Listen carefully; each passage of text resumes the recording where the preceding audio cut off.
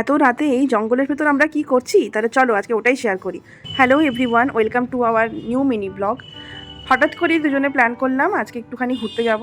তো সোজা বাইক নিয়ে দুটিতে বেরিয়ে পড়লাম শঙ্করপুর হয়ে তাজপুরের দিকে। সমুদ্রের ধার দিয়ে এই রাস্তাটা দিয়ে যেতে কিন্তু আমার বেশ ভালো লাগে। আর কি ভাবছো, আমরা দুজনে একা? না না, একদমই একা নয়, সঙ্গে আমার ভাই এবং পিউ গেছিল। প্রথমেই ঠিক করলাম একটু খাওয়া দাওয়া করে নেওয়া যাক। আর খাওয়া দাওয়ার কথা শুনে আমার বর সুপারম্যানের মতো ব্যাগ চালাতে শুরু করলো।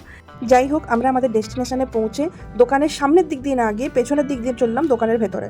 আর সমুদ্রের ধারে এসেছি, কাঁকড়া খাবো না তা বললে হয়? 4 জনের 4 পিস কাঁকড়া বেছে আমরা আগে কাঁকড়া অর্ডার করলাম। তারপর অনেক ডিসকাশনের পরে ঠিক হলো আমরা 2 পিস পমফ্রেট মাছও নেবো, সাথে একটা গোটা দেশি মুরগি নেবো, যেটা একদম গরম গরম কষা কষা খাবো। তো ওইসব অর্ডার দিয়ে আমরা চললাম সমুদ্রের দিকে। এখানে অনেক ছোটো ছোটো কাঁকড়া ঘুরে বেড়াচ্ছিল, আর আমার ভাই তো কাঁকড়া খেতে খুব ভালোবাসে। তো ভাবলাম এই ছোটো ছোটো কাঁকড়াগুলোকে ধরে নিয়ে যাই এবং ওকে দিই, এবং ও দেখলে হয়তো খুশি হবে, তাই সোজা এগুলোকে ধরে নিয়ে ওর কাছে চললাম।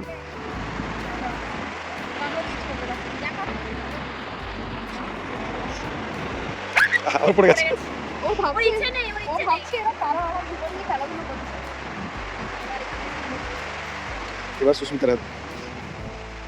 এবার এটাকে আমরা নিয়ে রান্না করব। এরপর অনেক ফটো তুললাম এবং রিলস বানালাম, যেগুলো অলরেডি আমার ফেসবুক, ইনস্টা এবং ইউটিউব শর্টসে আপলোড করা আছে, তোমরা চাইলে দেখতে পারো।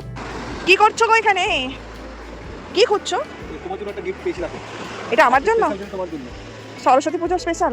স্পেশাল। Thank you. একদম সমুদ্র থেকে সমুদ্রের জিনিস তুলে আমায় গিফট করছে, থ্যাংক ইউ।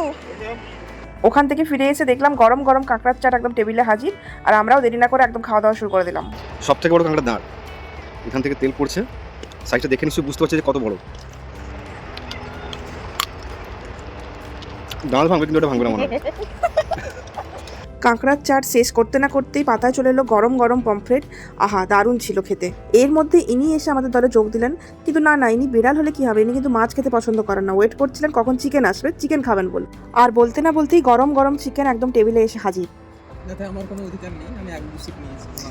এটা কি মা দেখবে বলে ভিডিওটা দায়িত্ব বললি? চলো থামলে বড় এবারে চিকেন কষা। সত্যিই বলছি, সমুদ্রের একদম ধারে বসে গরম গরম ধোঁয়া ওঠা চিকেন কষা খেতে দারুণ লাগছিল। যাই হোক, খাওয়া দাওয়া শেষ করে আমরা এখান থেকে রওনা হলাম বাড়ির দিকে। বেশ অন্ধকার হয়ে গিয়েছিল। ছোট্ট একটা মিনি ব্লগ তোমাদের সাথে শেয়ার করলাম, কেমন লাগলো অবশ্যই কমেন্ট করে জানিও। চ্যানেলটিকে একটু সাবস্ক্রাইব করে দিও। দেখা হচ্ছে নতুন কোনো ভিডিওতে, ততক্ষণ টাটা।